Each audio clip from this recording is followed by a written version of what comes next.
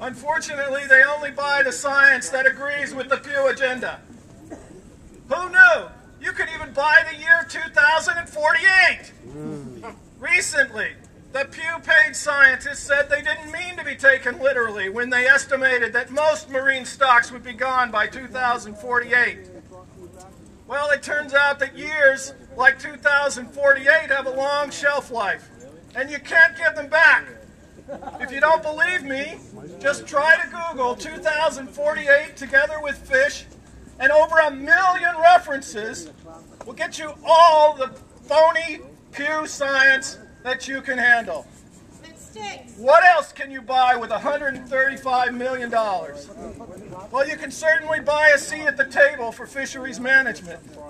But Pew wasn't happy with just having a seat or two, so they bought the whole table. In fact, if you look at all types of Pew grants over the past couple of decades, you will find that they gave over $1.3 billion to mold society in their image. But don't worry, I'm sure that a multi-billion-dollar nonprofit, which pays zero taxes, would not want anything in return. Where do they get that money from, David? They get their money from Sun Oil stocks. That's right.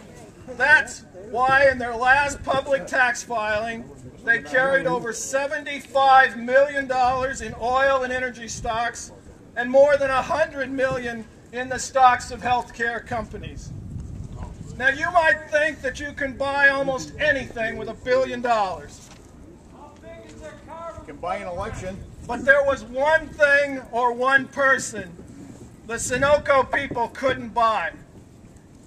My dear friend, Father Thomas Kacheri, gave them back their $100,000 Pew Fellowship. Good. And he may be the only person who has ever said no to Pew's so-called help. He's in the hospital at this time, or he would probably be with us now. For he represents all that Pew fears. He is a priest, a lawyer, and he's a fisherman. And he can't be bought. Yeah. He has represented over 1 million fishermen in India in their struggle over oppressive fisheries management.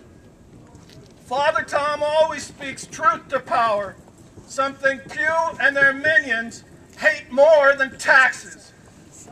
You may be thinking, what does all this Pew Sunoco stuff have to do with me? That's ancient history and we're just fishermen. Well, think again.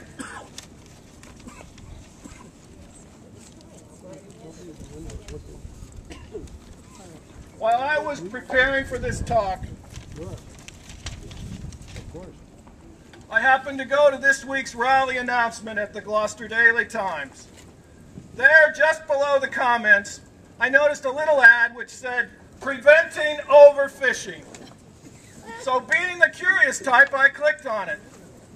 That took me to the Pew Charitable Trust site labeled "Setting Annual Catch Limits for U.S. Fisheries, an expert working group report for 2007.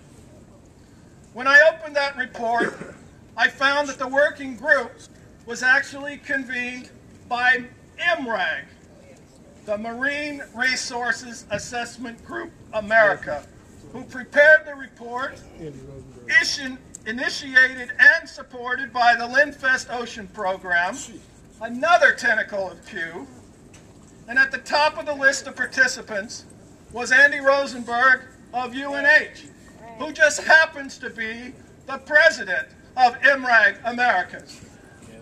MRAG provides advice to the councils on how to set catch limits. Under the amended Magnuson-Stevens Act, who do you think is empowered to set catch limits? It is, of course, the Council's Scientific and Statistical Committee, on which Andy Rosenberg coincidentally serves in New England. Can NMFS spell conflict of interest? Because they certainly can't seem to recognize it. when all the power is concentrated in one man or one organization. So let us speak truth to power today. Let us peacefully demand our rights to keep fishing sustainably and to protect and to defend fishing communities when they are under attack by misguided and intolerable ocean policies. Let us demand that these blatant conflicts of interest be investigated and eliminated.